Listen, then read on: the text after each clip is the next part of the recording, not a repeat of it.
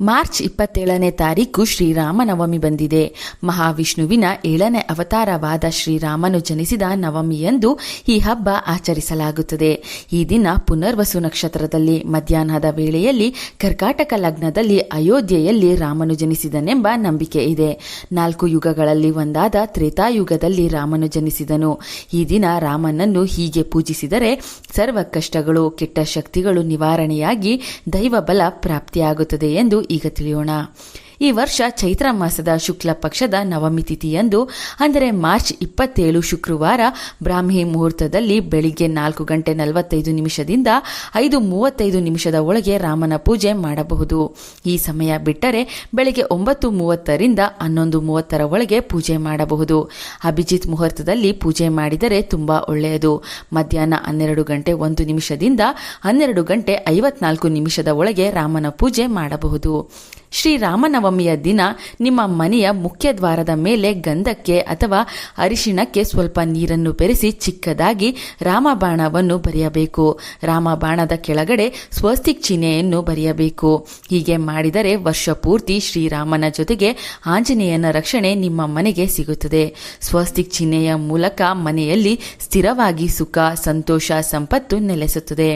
ನಿಮಗೆ ಆರ್ಥಿಕ ಸಂಕಷ್ಟ, ಕುಟುಂಬದಲ್ಲಿ ಸದಾ ದುಃಖ, ಒಂದರ ಮೇಲೊಂದು ಕಷ್ಟಗಳು ಬರುತ್ತಿದ್ದರೆ ನಿಮ್ಮ ಮನೆಗೆ ಸಮೀಪವಿರುವ ರಾಮ ಮಂದಿರಕ್ಕೆ ಹೋಗಿ ದೇವಸ್ಥಾನದ ಮುಂದೆ ಕಸ ಗುಡಿಸಿ ನೀರನ್ನು ಹಾಕಿ ನಿಮ್ಮ ಕೈಯಾರೆ ರಂಗೋಲಿಯನ್ನು ಬರೆದು ಮಂದಿರಕ್ಕೆ ಬರುವ ಭಕ್ತರಿಗೆ ಕುಡಿಯಲು ನೀರನ್ನು ಕೊಡಿ. ಕುಟುಂಬದ ಅಭಿವೃದ್ಧಿಗಾಗಿ ಆಸೆ ಪಡುವ ಮನೆಯ ಯಜಮಾನಿ ಈ ಕೆಲಸ ಮಾಡುವುದರಿಂದ ಇಡೀ ಕುಟುಂಬಕ್ಕೆ ರಾಮ ಕುಟುಂಬದ ಅನುಗ್ರಹ ಸಿಗುತ್ತದೆ. ನಿಮಗಿರುವ ಬಡತನ ದೂರವಾಗಿ ಆರ್ಥಿಕ ಆರೋಗ್ಯ, ಐಶ್ವರ್ಯ, ಶುಭ ಫಲಗಳು ಪ್ರಾಪ್ತಿಯಾಗುತ್ತದೆ. ಶ್ರೀರಾಮನವಮಿಯ ದಿನ ನೀವು ಬೆಳಗಿಸುವ ಸಾಮಾನ್ಯ ದೀಪಕ್ಕಿಂತ ಹಿಟ್ಟಿನ ದೀಪಾರಾಧನೆ ಮಾಡಿದರೆ ತುಪ್ಪಟ್ಟು ಪುಣ್ಯ ಫಲ ಸಿಗುತ್ತದೆ. ಶ್ರೀರಾಮನು ವಿಷ್ಣು ದೇವರುಗಳ ಒಂದು ಅವತಾರವಾಗಿದ್ದಾನೆ. ವೆಂಕಟೇಶ್ವರ ಸ್ವಾಮಿಗಾಗಿ 7 ಸಂಖ್ಯೆಯಲ್ಲಿ ಹಿಟ್ಟಿನ ದೀಪಗಳನ್ನು ಬೆಳಗಿಸಲಾಗುತ್ತದೆ. ಅದೇ ರೀತಿ ಶ್ರೀರಾಮನವಮಿಯ ದಿನವೂ ಕೂಡ ನಿಮ್ಮ ಮನೆಯಲ್ಲಿ ಅಕ್ಕಿ ಹಿಟ್ಟು, ಬೆಲ್ಲದ ಪುಡಿ, ಪಚ್ಚೆ ಕರ್ಪೂರ, ಏಲಕ್ಕಿ, ಸ್ವಲ್ಪ ಗೋಧಿ ಹಿಟ್ಟು, ನೀರು ಹಾಕಿ ತಯಾರು ಮಾಡಿದ 7 ಹಿಟ್ಟಿನ ದೀಪಗಳನ್ನು ದೇವರ ಕೋಣೆಯಲ್ಲಿ ಬೆಳಗಿಸಬೇಕು. ಶ್ರೀರಾಮನ ಜನ್ಮದಿನವೆಂದರೆ ಆಂಜನೇಯ ಸ್ವಾಮಿಗೆ ಬಲು ಪ್ರೀತಿ. ಆದ್ದರಿಂದ ಈ ದಿನ ಮರೆಯದೆ ಆಂಜನೇಯನ ಗುಡಿಯಲ್ಲಿ ಕುಳಿತು ನಿಮಗೆ ಸಾಧ್ಯವಾದಷ್ಟು ಬಾರಿ ರಾಮನಾಮ ಜಪ ಮಾಡಿ. ಶ್ರೀರಾಮ ಶ್ರೀರಾಮ ಎಂದು ಸಂಪೂರ್ಣ ಗಮನವನ್ನು ರಾಮನಿಗೆ ನೀಡಿ. ಎಲ್ಲಿ ರಾಮನ ಹೆಸರು ಕೇಳಿ ಬರುತ್ತದೆ ಅಲ್ಲಿ ಆಂಜನೇಯನು ಓಡಿ ಬರುತ್ತಾನೆ. ನಿಮ್ಮ ಕಷ್ಟ, ದುಃಖವನ್ನು ಆತನೇ ಅರ್ಥ ಮಾಡಿಕೊಳ್ಳುತ್ತಾನೆ. ಇದರಿಂದ ಮುಂದೆ ಜೀವನದಲ್ಲಿ ರಾಮನಿಗೆ ಕಷ್ಟಗಳು ಬಂದಾಗ ಹೇಗೆ ಆಂಜನೇಯ ಬೆನ್ನ ಹಿಂದೆ ನಿಂತಿದ್ದ ಅದೇ ರೀತಿ ನಿಮಗೆ ಕಷ್ಟಗಳು ಬಾರದಂತೆ ಆಂಜನೇಯ ಇರುತ್ತಾನೆ. ಶ್ರೀರಾಮನವಮಿಯ ದಿನ ಸಂಜೆ ಸಮಯದಲ್ಲಿ ಅರಿಶಿಣದ ನೀರನ್ನು ಕೈನಲ್ಲಿ ಹಿಡಿದು ರಾಮರಕ್ಷಾ ಸ್ತೋತ್ರವನ್ನು ಕೇಳಬೇಕು. ಇಲ್ಲವಾದರೆ ಓಂ ಶ್ರೀಂ ಹ್ರೀಂ ಕ್ಲೀಂ ರಾಮಚಂದ್ರಾಯ ಶ್ರೀಂ ನಮಃ ಎಂದು ಹೇಳುತ್ತಾ ಆ ಅರಿಶಿಣದ ನೀರನ್ನು ಮನೆಯ ಎಲ್ಲಾ ಗೋಡೆಗಳಿಗೂ ಚೆಲ್ಲಬೇಕು. ಇದರಿಂದ ಮನೆಗೆ ರಾಮನ ರಕ್ಷೆ ಸಿಗುತ್ತದೆ. ಮನೆಯಲ್ಲಿನ ಎಲ್ಲಾ ನೆಗೆಟಿವ್ ಎನರ್ಜಿ ದೂರವಾಗಿ ಅದೃಷ್ಟ ಪ್ರಾಪ್ತಿಯಾಗುತ್ತದೆ. ಧನ ಲಾಭದ ಜೊತೆ ಮನೆಯವರ ಆರೋಗ್ಯ ವೃದ್ಧಿಯಾಗುತ್ತದೆ. ಶ್ರೀರಾಮನವಮಿಯ ದಿನ ಮನೆಯಲ್ಲಿ ಶ್ರೀರಾಮನ ಫೋಟೋ ಅಥವಾ ವಿಗ್ರಹ ಏರ್ಪಾಡು ಮಾಡಿಕೊಳ್ಳಬೇಕು. ರಾಮನಿಗೆ ಹಳದಿ ಬಣ್ಣದ, ಬಿಳಿ ಬಣ್ಣದ, ಕೆಂಪು ಬಣ್ಣದ ಪುಷ್ಪಗಳಿಂದ ಅಲಂಕಾರ ಮಾಡುವುದರ ಜೊತೆಗೆ ತುಳಸಿ ಮಾಲೆಯನ್ನು ಕೂಡ ಅರ್ಪಿಸಬೇಕು. ಈ ದಿನ ರಾಮ ಎಂಬ ನಾಮವನ್ನು ಜಪಿಸಿದರೆ ಸಾಕು, ಸಕಲ ಪಾಪಗಳು ನಶಿಸಿ ದೈವ ಬಲ ಲಭಿಸುತ್ತದೆ. ಈ ದಿನ ಹಳದಿ ಬಣ್ಣ, ಕೆಂಪು, ಬಿಳಿ ಬಣ್ಣದ ವಸ್ತ್ರ ಧರಿಸಿ ರಾಮನ ಪೂಜೆ ಮಾಡಿದರೆ ತುಂಬಾ ಒಳ್ಳೆಯದು. ಇನ್ನು ಈ ದಿನ ಅಕ್ಷತೆಯನ್ನು ತಯಾರಿಸಿಕೊಂಡು ರಾಮನ ಮುಂದಿಟ್ಟು ರಾಮ ರಕ್ಷಾ ಸ್ತೋತ್ರ ಅಥವಾ ಶ್ರೀರಾಮ ಜಯ ರಾಮ ಜಯ ಜಯ ರಾಮ ಎಂದು ಹೇಳುತ್ತಾ ರಾಮನನ್ನು ಪೂಜಿಸಬೇಕು.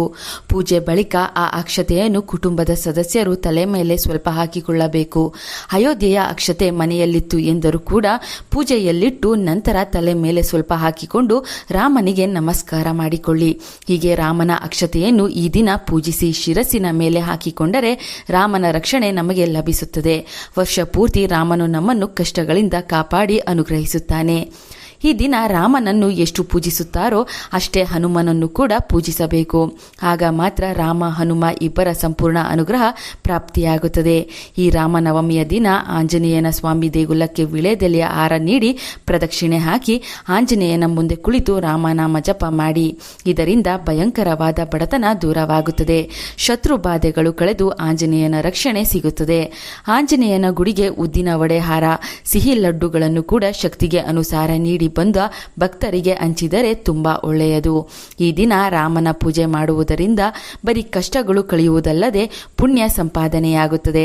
ಆಂಜನೇಯ ಸ್ವಾಮಿಗೆ ನೀಡುವ ವಿಳೆದೆಲೆ ಹಾರದಲ್ಲಿರುವ ವಿಳೆದೆಲೆ ಮೇಲೆ ಗಂಧದಿಂದ ಅಥವಾ ಅರಿಶಿನದಿಂದ ಶ್ರೀರಾಮ ಎಂದು ಬರೆಯಿರಿ. ಇದರಿಂದ ಆಂಜನೇಯ ಸ್ವಾಮಿಯು ಪ್ರಸನ್ನಗೊಂಡು ಅದೃಷ್ಟ ಕರುಣಿಸುತ್ತಾನೆ.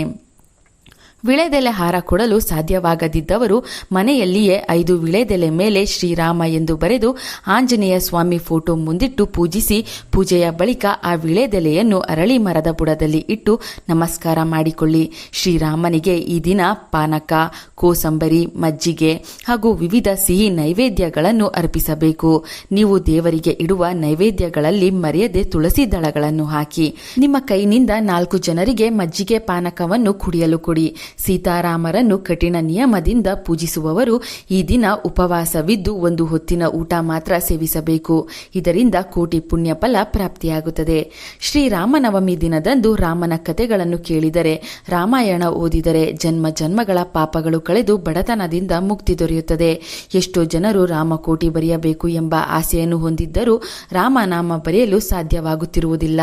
ಶ್ರೀರಾಮನವಮಿ ದಿನ ಕೇವಲ 1 ಸಲ ಶ್ರೀರಾಮ ಎಂದು ಪುಸ್ತಕದಲ್ಲಿ ಬರೆದು ನೋಡಿ.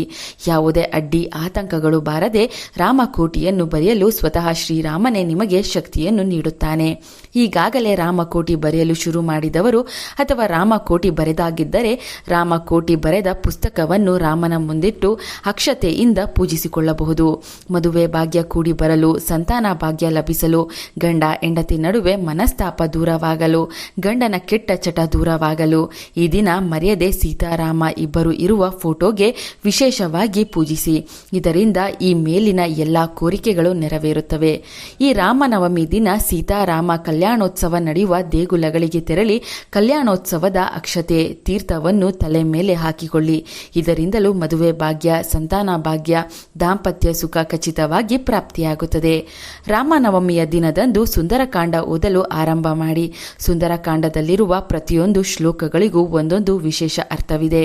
ಶ್ಲೋಕಗಳನ್ನು ಅರ್ಥ ಮಾಡಿಕೊಂಡು ಸುಂದರಕಾಂಡ ಪಾರಾಯಣ ಮಾಡುತ್ತಾ ಬಂದರೆ ಜನ್ಮ ಜನ್ಮಗಳ ಪಾಪಗಳು, ದಾರಿದ್ರ್ಯ ದೋಷಗಳು ಕಳೆದು ಹೋಗುತ್ತದೆ.